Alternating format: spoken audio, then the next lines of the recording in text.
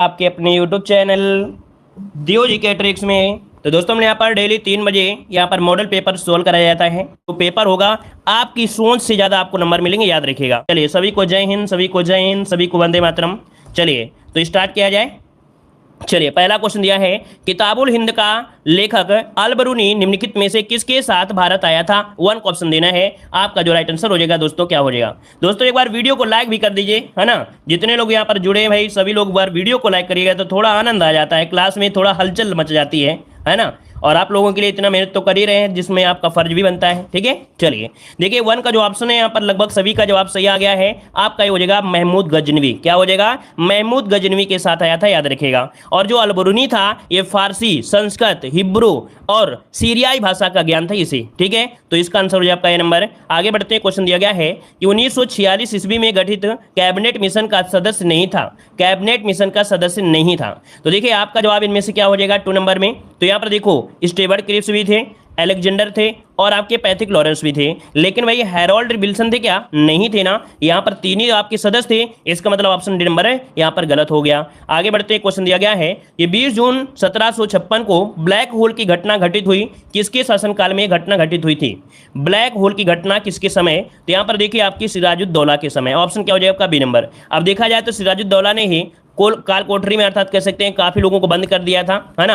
जिसमें से बहुत कम लोग, लगभग 146 लोग शायद थे, तो 23 लोग बचे थे और सब खत्म हो गए थे। तो ये आपकी सिराजुद्दौला, ऑप्शन बने आपका बी नंबर है। अगला है, सविनय अवज्ञा आंदोलन के रूप में महात्मा गांधी ने दांडी मार्च कब यहाँ पर स्टार्ट किया? ये क्वेश्चन आपका इस समय बहुत पूछा जा रहा है दोस्तों, और याद रखिए, छाप कर रख लीजिए, ये क्वेश्चन आपके एग्जाम में मिलेगा। गांधी जी से रिलेटेड तो क्वेश्चन मिलना ही मिलना है। तो याद रखिएगा यहाँ पर 4 का जो ऑप्शन है राइट हो जाएगा आपका डी नंबर। 12 मार्च दोस्तों, याद रखिए, डेट याद रखिए, 12 मार्च हो जाएगा, 12 मार्च 1930। आगे बढ़ते हैं, क्वेश्चन दिया गया है, माई एक्सपेरिमेंट विद ट्रुथ के लेखक आपके कौन है? माई एक्सपेरिमेंट विद ट्रुथ के जो लेखक है वो आपके कौन है 5 नंबर में। चलिए यहां पर देखो विद ट्रुथ दिया है ना, महात्मा गांधी। इसको ऑप्शन क्या हो जाएगा? यहां पर ऑप्शन हो जाएगा आपका डी नंबर, महात्मा गांधी हो जाएगा। आगे बढ़ते हैं, क्वेश्चन दिया गया है, कह रहा है भारत में अली बंधुओं शौकत अली एवं मोहम्मद अली ने किस आंदोलन का नेतृत्व किया था? चलिए बताइए यहां पर जो आंसर बनेगा राइट क्या हो जाएगा। जो भारत में अली बंधु थे, है ना, शौकत अली, मोहम्मद अली ने ये किस आंदोलन का नेतृत्व किया था? चलिए लॉक करिए जल्दी से क्वेश्चन, फटाफट लॉक करिए भाई। जितने लोग पहली बार जुड़े हैं चैनल को भी सब्सक्राइब करिएगा। देखिए 6 का जो ऑप्शन बनेगा यहाँ पर आपका बी हो जाएगा, खिलाफत आंदोलन से। क्या? खिलाफत आंदोलन, ऑप्शन बी हो जाएगा। अगला क्वेश्चन दिया गया है, रविन्द्रनाथ टैगोर ने अपनी नाइटहुड की उपाधि को के विरोध में वापस किया था। चलिए कौन किसके विरोध में वापस किया था? चलिए 7 का ऑप्शन देखें, यहां पर हो जाएगा जलियांवाला जो नरसंहार हुआ था। 7 का ऑप्शन क्या हो जाएगा आपका बी नंबर है, राइट हो जाएगा, जलियांवाला नरसंहार ऑप्शन बनेगा यहां पर आपका बी नंबर। आगे बढ़िए, क्वेश्चन दिया गया है कि वर्ष 1922 में महात्मा गांधी ने असहयोग आंदोलन क्यों वापस लिया था? चलिए बताइएगा कि महात्मा गांधी ने 1922 में महात्मा गांधी ने असहयोग आंदोलन क्यों वापस लिया था, इसका रीजन क्या था? चलिए देखिए 8 नंबर की अगर हम बात करें तो ऑप्शन क्या बन जाएगा? B number. चौरी चौरा की हिंसक घटना के कारण यहां पर आंसर क्या हो जाएगा आपका? बी नंबर राइट हो जाएगा। क्लियर है? आगे बढ़िए, क्वेश्चन आपसे अगला पूछा गया है, कह रहे प्रशासनिक सुधार पर विचार के लिए साइमन कमीशन भारत कब आया था? चलिए प्रशासनिक सुधार के लिए जो साइमन कमीशन आया था भारत में, ये कब आया था? यहां पर आंसर लॉक करना है। आपका सही जवाब इनमें से क्या हो जाएगा? चलिए 9 का ऑप्शन देखिए, काफी लोगों के जवाब आ रहे हैं। ये आपका 1928 में आया था दोस्तों, याद रखिए 1928 जिसका ऑप्शन है बिल्कुल राइट हो जाएगा 1928। ठीक है, आगे बढ़ते हैं, क्वेश्चन दिया गया है, पूना समझौता किससे संबंधित है? पूना समझौता किससे संबंधित है 10 नंबर में? तो देखिए यहां पर दिया गया भारतीय कृषक से। भारतीय कृषक से तो नहीं था, ये भारतीय दलित वर्ग से था, भारतीय दलित वर्ग से था। मतलब ये आपका 1932 में महात्मा गांधी और भीमराव अंबेडकर के मध्य पूना में संपन्न हुआ था समझौता, जो कि भारतीय दलित वर्ग के लिए था। तो ऑप्शन क्या हो जाएगा? यहाँ पर बी हो जाएगा। चलिए आगे बढ़ते हैं, क्वेश्चन आपसे दिया गया है, कह रहा है यू आकार की घाटियां कहां पर पाई जाती हैं? यू आकार की जो घाटियां हैं दोस्तों बताइएगा कहां पर पाई जाती हैं 11 नंबर में। चलिए 11 का ऑप्शन होता है जो आपका हिमानी क्षेत्र होता है, जहां पर बर्फ वगैरह होती है, हिमानी क्षेत्र। तो ऑप्शन क्या हो जाएगा? सी नंबर, इसका राइट हो जाएगा सी नंबर। चलिए आगे बढ़ते हैं, क्वेश्चन दिया गया है, कर्क रेखा निम्नलिखित में से किस एक राज्य से होकर नहीं गुजरती है? देखिए कितना इजी क्वेश्चन आपके लिए आ गया है कि कर्क रेखा कहां से होकर नहीं गुजरती है। हमने बताया था कर्क रेखा भारत के 8 राज्यों से होकर गुजरती है ना। अब यहां पर देखो दिया गया छत्तीसगढ़, झारखंड, त्रिपुरा और मणिपुर। तो क्या हो जाएगा 12 नंबर में? चलिए मणिपुर, देखिए इसका जो ऑप्शन आ रहा है भाई डी नंबर, बिल्कुल सही जवाब आया है, डी नंबर है मणिपुर, इसका जो आंसर है राइट हो जाएगा मणिपुर। आगे बढ़ते क्वेश्चन दिया गया है, भारत के उत्तरी मैदान में किस प्रकार की मिट्टी का विस्तार है। भारत के उत्तरी मैदान में पूछा गया है, उत्तरी में अर्थात जहां पर उत्तर भारत है, अर्थात उत्तर प्रदेश जैसा क्षेत्र है, यहाँ पर कैसी मिट्टी है, उपजाऊ मिट्टी है। और उपजाऊ मिट्टी इसका मतलब ये कह सकते हैं जलोढ़ मिट्टी है, क्योंकि जलोढ़ मिट्टी होती है, उपजाऊ होती है, तो ऑप्शन क्या हो जाएगा यहाँ पर आपका सी नंबर है राइट हो जाएगा। क्लियर हुआ दोस्तों। चलिए आगे बढ़िए, क्वेश्चन आपसे दिया गया है कि वेगुला धारा किस महासागर की शीतल धारा है। वेगुला धारा किस महासागर की शीतल धारा है, वेगुला धारा पूछा गया है। देखिए 14 की अगर हम बात करते हैं तो ऑप्शन क्या हो जाएगा 14 नंबर में। चलिए ये है दक्षिण अटलांटिक महासागर। देखो एक क्वेश्चन धारा से जरूर बनेगा, तो यहां पर आपका आंसर जो है आपका हो जाएगा दक्षिण अटलांटिक महासागर, ऑप्शन आपका ये हो जाएगा। मतलब देखा जाए ज्योग्राफी में लगभग 2 क्वेश्चन हो सकता है वर्ड से होंगे, लेकिन 3 क्वेश्चन तो आपको पक्के यहाँ से है। जरूरी नहीं है, कभी कभी आपके 5 भी क्वेश्चन आपके ज्योग्राफी से आपको मिल जाएंगे, ठीक है ना। तो इसका आंसर आपका ये हो जाएगा किसमें, भारत की ज्योग्राफी से 5 मिल जाएंगे, 2 एक्स्ट्रा भी मिल सकते हैं। तो आपका 14 का ऑप्शन क्या बनेगा, यहाँ पर ऑप्शन ए हो जाएगा दक्षिण अटलांटिक महासागर। आगे बढ़ते हैं, क्वेश्चन दिया गया है, निम्नलिखित में से पूछा गया है कि कौन सा स्थान भूमध्य रेखा के सर्वाधिक निकट है। भूमध्य रेखा के सर्वाधिक निकट पूछा गया है दोस्तों। 15 का ऑप्शन दीजिए राइट क्या हो जाएगा। चलिए 15 का जवाब यहाँ पर देखो, आपका जवाब 15 में आया है, कह रहे हैं सर जी। चलिए देखिए यहाँ पर इंदिरा पॉइंट याद रखिएगा, जो इंदिरा पॉइंट है ना, ये भूमध्य रेखा के सर्वाधिक निकट है, ठीक है। यहाँ पर आंसर आपको लगाना है, आपको ये नंबर इंदिरा पॉइंट हो जाएगा। क्लियर है भाई। चलिए जो इंदिरा पॉइंट में भारत का दक्षिणतम बिंदु है ना, वहीं पर। आगे बढ़ते क्वेश्चन दिया गया है कि भारतीय अर्थव्यवस्था के तृतीय क्षेत्र के अंतर्गत निम्नलिखित में से कौन सेवा क्षेत्र में सम्मिलित है। अब इनमें से बताइएगा कि सेवा क्षेत्र में कौन कौन शामिल है। 16 नंबर आपके सामने दिया गया है। तो देखिए 16 नंबर में आपसे पॉइंट पूछा गया है, पॉइंट में दिया गया है परिवहन और संचार। क्या दिया है, परिवहन और संचार, ठीक है। और इसके बाद दिया है होटल, है ना। फिर दिया गया है खनन और देखिए यहाँ पर होटल है, परिवहन है, ऑप्शन क्या हो जाएगा आपका सी नंबर राइट हो जाएगा। 16 का ऑप्शन क्या बनेगा, सी नंबर है राइट हो जाएगा। क्लियर है ना। और यहाँ पर जैसे व्यापार हो गया, बैंकिंग हो गया, बीमा हो गया, है ना, सुरक्षा हो गया, ये आपकी होती हैं। लेकिन जो आपका खनन होता है, वानिकी होते हैं, ये प्राथमिक आते हैं। अगला क्वेश्चन दिया गया है, कह रहा है कि निम्नलिखित युग्मों में से कौन सुमेलित नहीं है। कौन सुमेलित नहीं है, 17 नंबर ऑप्शन लॉक करना है। चलिए 17 नंबर यहाँ पर जवाब दीजिए। वीडियो को भी लाइक करिए दोस्तों, पहली बार जुड़े हैं तो चैनल को सब्सक्राइब कर लीजिएगा। और याद रखिएगा पेपर का लेवल यही मिलेगा, इससे ज़्यादा कठिन भी नहीं मिलेगा। और इस पेपर में अगर आपने अच्छे नंबर ले आए तो समझो बोर्ड वाले एग्जाम में आप पूरी तरीके से ला पाएंगे, ठीक है ना।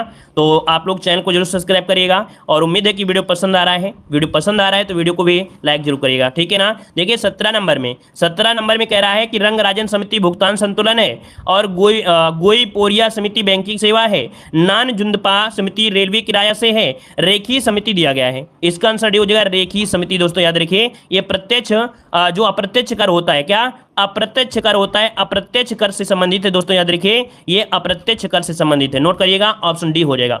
आगे बढ़ते हैं, क्वेश्चन दिया गया है निम्नलिखित में से किसे मानव विकास सूचकांक में शामिल किया जाता है। तो देखिए मानव विकास सूचकांक अर्थात एचडीआई, और एचडीआई में जो शामिल करते हैं दोस्तों याद रखिएगा कि आपके जो प्रति व्यक्ति आय होती है, जीवन प्रत्याशा होती है, वयस्क साक्षरता होती है, 3 चीजें ही होती हैं। जो आपकी 3 चीजें होती हैं इन्हीं को ऐड किया जाता है दोस्तों, याद रखिएगा, ठीक है ना। चलिए अगला क्वेश्चन बताइएगा कि निम्नलिखित में से किसे आधुनिक अर्थशास्त्र का जनक कहा जाता है। इसे आधुनिक अर्थशास्त्र का जनक कहा गया है दोस्तों। यहां पर 19 का ऑप्शन दीजिए।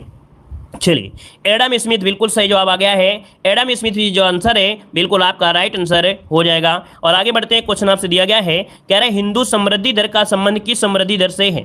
हिंदू समृद्धि दर का जो संबंध है वो किस दर से है, ये क्वेश्चन पूछा गया 20 नंबर में। लॉक करिए भाई 20 नंबर में, ये सकल राष्ट्रीय आय से है दोस्तों। क्या ये सकल राष्ट्रीय आय से, इसका जो ऑप्शन है यहाँ पर राइट हो जाएगा, ये नंबर राइट बनेगा। आगे बढ़िए दोस्तों, क्वेश्चन दिया गया है, कह रहा है दिसंबर 1946 को भारतीय संविधान के सम्मुख संविधान की प्रस्तावना का प्रस्ताव किसने रखा था। बहुत लाजवाब क्वेश्चन आपके सामने दिया है, तो चलिए जवाब दीजिए यहां पर क्या हो जाएगा। चलिए यहां पर देखो दिया गया है कि दिसंबर 1946 को संविधान सभा के सम्मुख संविधान की प्रस्तावना का प्रस्ताव किसने रखा। 21 नंबर का ऑप्शन क्या हो जाएगा, 21 नंबर का ऑप्शन बी हो जाएगा, जवाहरलाल नेहरू। किसने किया था दोस्तों, जवाहरलाल नेहरू, जिसका ऑप्शन आ रहा है बिल्कुल राइट आंसर है। लाजवाब आप लोगों के जवाब आ रहे हैं, बेहतरीन तैयारी है, गजब की तैयारी है, ठीक है। अच्छा ये बता दीजिए कि कब रखा था। तो 13 दिसंबर को दोस्तों याद रखिए, 13 दिसंबर 1916 को ये संविधान सभा में ये कह सकते हैं प्रस्ताव को रखा था। ठीक है, आगे बताइए, क्वेश्चन दिया गया है, कह रहे हैं अटॉर्नी जनरल भारत सरकार को कानूनी सलाह प्रदान करता है, जबकि राज्य सरकार को कौन परामर्श देता है। भाई भारत सरकार को अटॉर्नी जनरल हो गया, लेकिन राज्य सरकार को परामर्श कौन देगा, राज्य सरकार में। तो राज्य सरकार में देने वाला कौन है भाई, चलिए ऑप्शन बी एडवोकेट जनरल होता है दोस्तों। याद रखिए इसका जो आंसर है एडवोकेट जनरल जिसे बोलते हैं महाधिवक्ता, क्या बोलते हैं, महाधिवक्ता जो राज्यों में होते हैं। ऑप्शन बी नंबर आपका हो जाएगा। अगला, संविधान सभा का संवैधानिक सलाहकार इनमें से कौन था। संवैधानिक सलाहकार क्वेश्चन पूछा गया, 23 नंबर लॉक करिएगा। चलिए संवैधानिक सलाहकार थे VN राव।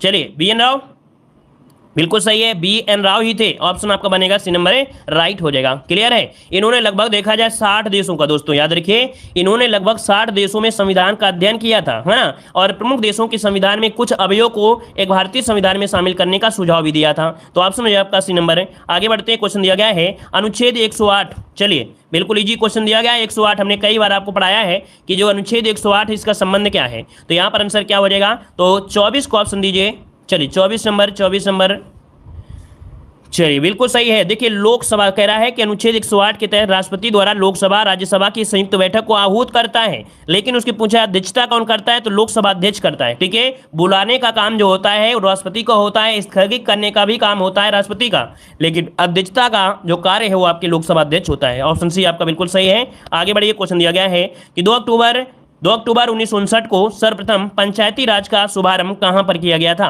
25 को ऑप्शन देना है आपका, राइट आंसर में से क्या हो जाएगा 25 नंबर में। चलिए ये किया गया था आपके राजस्थान के नागौर, जो कि ऑप्शन क्या हो जाएगा, बी नंबर है, राइट हो जाएगा। और इसके बाद कहां पर लागू किया गया था, राजस्थान के बाद फिर तुरंत कहां पर लागू किया गया था, आंध्र प्रदेश में। बिल्कुल सही है, आंध्र प्रदेश में। ठीक है ना, राजस्थान के बाद आंध्र प्रदेश में। आगे बढ़िए, क्वेश्चन दिया गया है ये प्राणी जगत के वर्गीकरण निम्नलिखित में से कौन सा संघ नहीं है। मतलब प्राणी जगत में जो आपका इनको अलग अलग बांटा गया है, कौन सा संघ है कौन सा संघ नहीं है। तो यहाँ पर बताइए कौन सा संघ आपका नहीं है 26 नंबर में। तो 26 की यहाँ पर आंसर बात करें, देखो मोलस्का होता है, रज्जुकी होता है, एनेलिडा होता है, लेकिन प्रगुही नहीं होता दोस्तों, प्रगुही नहीं होता इसके संग में, आपका याद रखिएगा। ठीक है ना। और यहाँ पर आगे बढ़ते क्वेश्चन दिया गया है कि स्वतंत्र रूप से गिर रही एक वस्तु की गति का उदाहरण क्या है। अगर वो स्वतंत्र रूप से गिर रही है तो एक वस्तु की जो गति है वो कैसी होगी, बताइए 27 नंबर में। तो आप कहेंगे एक समान त्वरित, क्या एक समान त्वरित, इसका ऑप्शन क्या हो जाएगा, ए नंबर। उसका जो त्वरण होगा वो आपका सेम होगा, अर्थात समान होगा। क्लियर है। आगे बढ़िए दोस्तों, क्वेश्चन दिया है कि उत्तल और अवतल दर्पण किसके उदाहरण है। चलिए जवाब दीजिए, आंसर क्या हो जाएगा। चलिए दोस्तों वीडियो को भी लाइक करिएगा, जो लोग अभी जुड़े हुए हैं बाद में जुड़े हैं, है ना, सभी लोग वीडियो को लाइक जरूर करिएगा और चैनल को जरूर सब्सक्राइब करिएगा। ठीक है, मॉडल पेपर की संख्या असीमित है, आपको हमारे चैनल पर डेली मॉडल पेपर कराए जाते हैं और एक नहीं 3 मॉडल पेपर होते हैं। ऐसा कोई प्रकाशन नहीं होगा जो आपको हमारे चैनल पर ना मिले। याद रखिए प्लेलिस्ट में आप लोग सभी मॉडल पेपर देख सकते हैं। देखो उत्तल और अवतल दर्पण दिया गया है, तो आप बताइए क्या हो जाएगा यहाँ पर 28 नंबर में। तो ये जो होते हैं दोस्तों याद रखिए, इन्हें बोलते हैं गोली दर्पण बोलते हैं, क्या गोली दर्पण बोलते हैं। ठीक है, ऑप्शन क्या हो जाएगा, बी नंबर हो जाएगा। अगला है कि दाब के एसआई मात्रा को क्या कहते हैं। दाब के एसआई मात्रा को क्या कहते हैं 29 नंबर में, इसे कहते हैं पास्कल। क्या कहते हैं, पास्कल। बिल्कुल सही जवाब है, पास्कल हो जाएगा। अगला क्वेश्चन दिया गया है निम्नलिखित में से क्या सबसे अधिक संपीड्य है। संपीड्य पूछा गया 30 नंबर में। तो संपीड्य यहाँ पर देखो जो गैस होती है ना, गैस ही सबसे ज्यादा संपीड्य होती है। ऑप्शन बनेगा आपका सी नंबर। आगे बढ़िए, क्वेश्चन दिया गया है यहाँ पर देखिए आपका हिंदी आ गया है, बिल्कुल फेवरेट है। और याद रखिएगा पूरे के पूरे नंबर आपको हिंदी में मिलना है। हिंदी में तो पूरे के आपको नंबर मिलना है, एक भी क्वेश्चन आपका छूटेगा नहीं। ठीक है ना, जीएस में भी आएंगे, परेशान मत होइएगा। ठीक है, लाला अन्य लिंग रूप बताइए। लाला का लिंग रूप अगर आप बदलेंगे तो आपका क्या हो जाएगा। चलिए आप लोगों को अभी होता है कि अरे सर जी हिंदी केवल में रहेंगे कि अदर में, अरे अदर में भी आपका ऐसे होगा। देखिए आपका जो 36 नंबर है ऑप्शन क्या, ललाइन हो जाएगा। क्या हो जाएगा, ललाइन हो जाएगा। 36 का जो ऑप्शन है यहाँ पर बनेगा आपका बी, ललाइन। कौन सा, ऑप्शन बी हो जाएगा। अगला दिया गया है कि विलोम शब्दयुग्म नहीं है। विलोम शब्दयुग्म सही नहीं है, बताइए कौन सा, 37 नंबर में। तो 37 की अगर हम बात करते हैं 37 नंबर में, तो दिया गया है आपका मृषण, है ना। मृषण मतलब होता है कोमल, और इसका विलोम क्या होना चाहिए, विलोम क्या होना चाहिए, कोमल। वही दे दिया है, इसका मतलब पहला पॉइंट तो आपका गलत हो गया।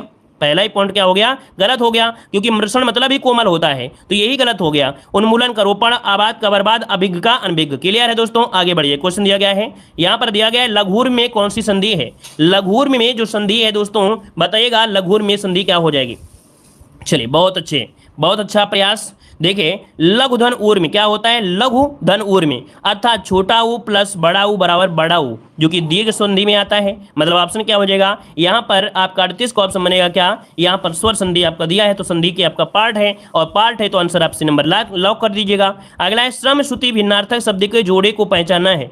श्रुत सुमी मतलब श्रुति सम आपको सुनने में एक जैसा लगे लेकिन भिन्नार्थक उसका अर्थ जो आपका है अलग अलग होना चाहिए। बहुत ऐसे स्टूडेंट होते हैं कि कहते हैं श्रम श्रुति भिन्नार्थक जो भिन्न हो, नहीं मतलब ये होता है कि श्रम श्रुति मतलब सुनने में एक जैसा हो लेकिन भिन्न अर्थ उसमें से आपका होना चाहिए, मतलब इसका ये होता है दोस्तों, ठीक है ना। तो चलिए 39 नंबर लॉक करिएगा, क्या हो जाएगा।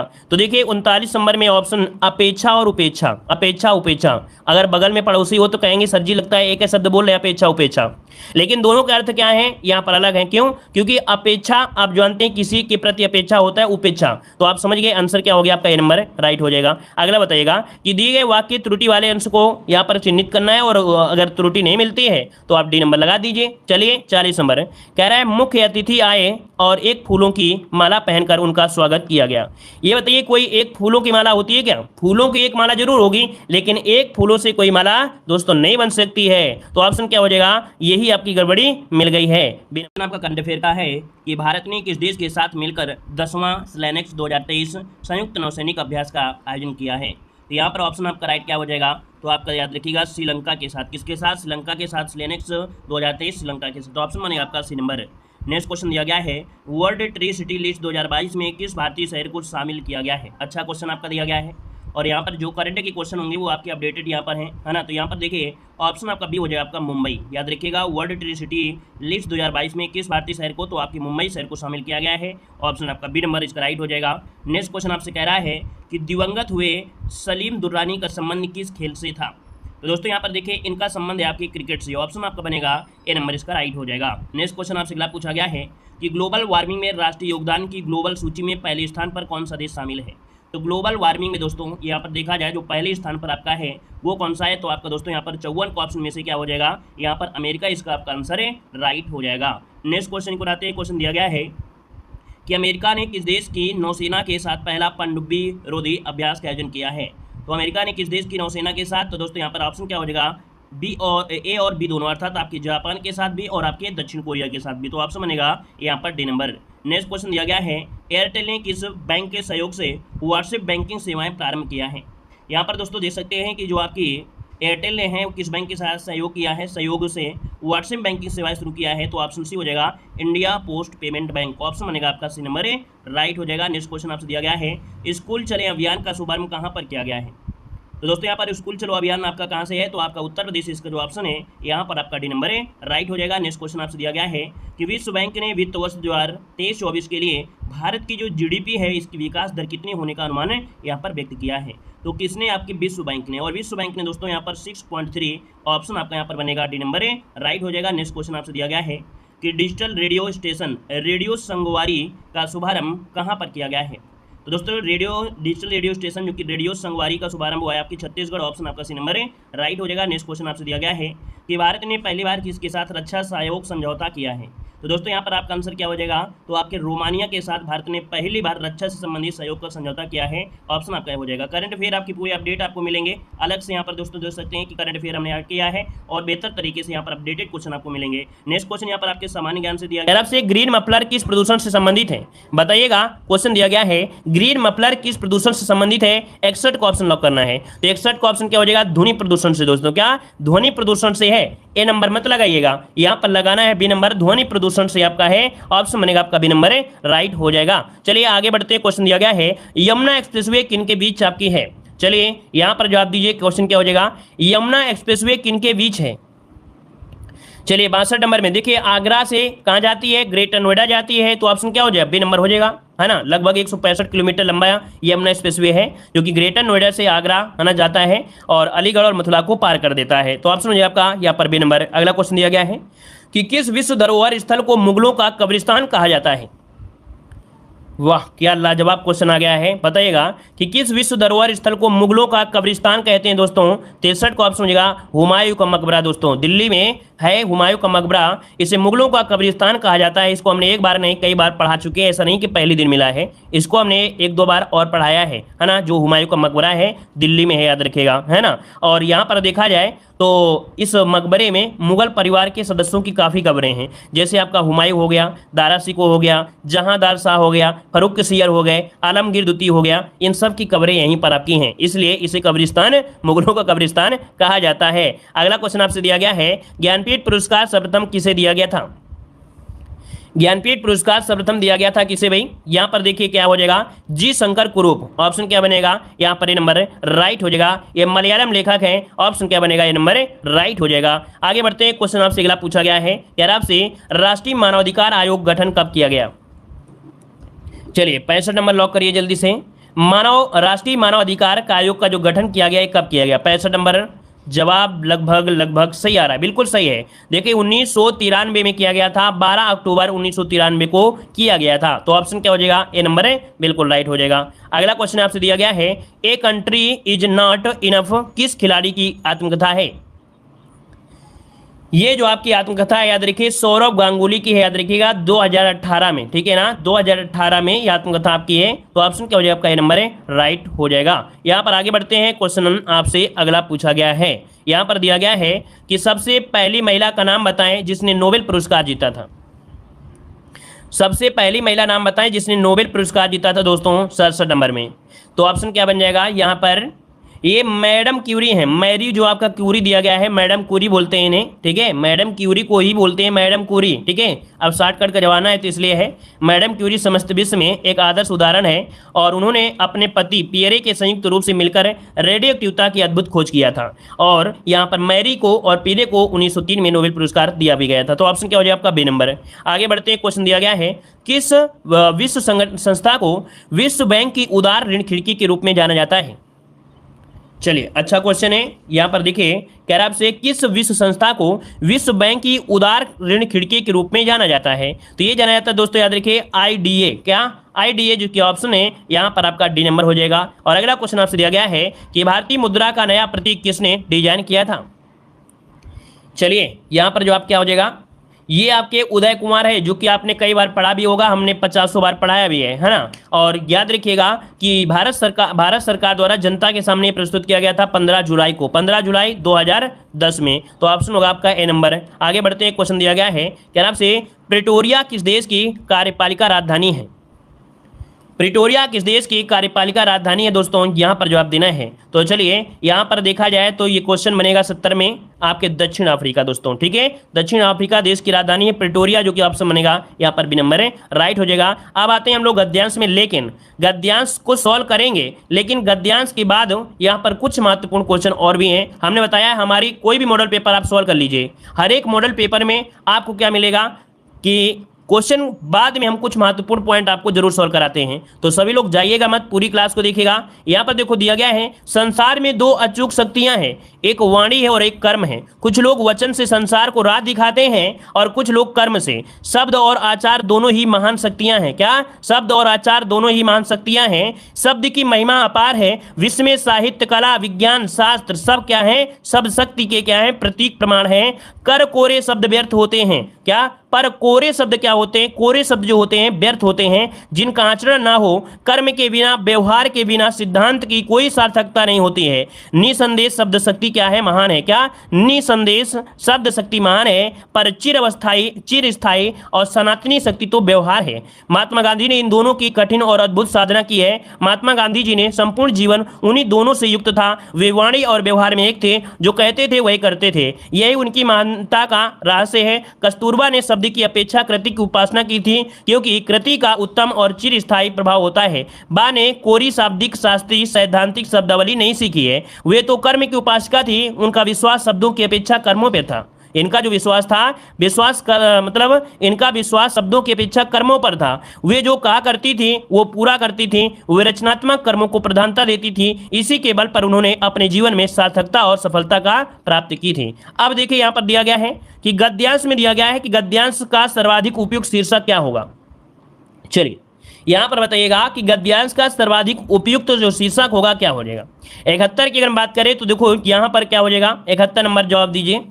चलिए वाणी और कर्म क्या होगा, वाणी और कर्म हो जाएगा। चलिए अगला बताइएगा, यहां पर दिया गया है कि शब्द शक्ति के महान होते हुए भी, शब्द शक्ति के महान होते हुए भी व्यवहार भी सनातनी शक्ति है। क्या बनेगा कि व्यवहार भी शक्तिशाली है, व्यवहार भी एक शक्ति के रूप में है, शब्द शक्ति और व्यवहार दोनों महान है, तो शब्द शक्ति के महान होते हुए भी व्यवहार भी सनातनी शक्ति होती है। डी नंबर इसका बनेगा। अगला क्वेश्चन दिया गया है, महात्मा गांधी के अंतर्गत गांधी जी की महानता यह थी कि वे क्या करते भाई, गांधी जी क्या करते थे 73 नंबर में, वो क्या करते थे, जो कहते थे वही करते थे, जो कहते थे वही करते थे, याद रखिएगा। अगला क्वेश्चन दिया गया है, प्रायः सज्जन व्यक्ति संसार को राह दिखाते हैं। ये गद्यांश हम सॉल्व क्यों करा रहे हैं, इसका रीजन समझ रहे हो ना, इसका रीजन समझ रहे हो, क्योंकि पिछली बार हमने यहाँ पर पिछली बार जो आपका आया था गांधी जी से ही गद्यांश आया था, इसलिए हम इसको सॉल्व करा रहे हैं दोस्तों, ठीक है ना। पिछली बार जो गद्यांश आया था गांधी से रिलेटेड आया था, इसलिए हम सॉल्व करा रहे हैं। एक छोड़ देंगे, एक सॉल्व करा देंगे। प्रायः सज्जन व्यक्ति संसार को राह दिखाते हैं, तो बताइए कैसे व्यक्ति होते हैं। यहाँ पर दिया गया है कि जगत में साहित्य, कला और विज्ञान शास्त्र। अच्छा, क्वेश्चन आपका अधूरा है, अर्थात ऑप्शन में से छूट चुके हैं, इसलिए आपका यह अधूरा है, ठीक है। तो इसको हम छोड़ देते हैं। और जगत में साहित्य, कला और विज्ञान जो शास्त्र हैं ये क्या है 75 में, तो यहाँ पर शब्द शक्ति के प्रमाणिक रूप है, यहाँ पर सी हो जाएगा, ठीक है। चलिए अब एक गद्यांश हम आपको छोड़ देते हैं, लेकिन छोड़ना क्या है, आप लोग सॉल्व कर सकते हैं। महाराणा प्रताप सिंह के बारे में दिया गया है और आसानी से आप लोग सॉल्व कर सकते हो, ठीक है। धन्यवाद सभी को, जय हिंद, वंदे मातरम। डेली मिला करें 3 बजे आप पेट एग्जाम के मॉडल पेपर के साथ। धन्यवाद।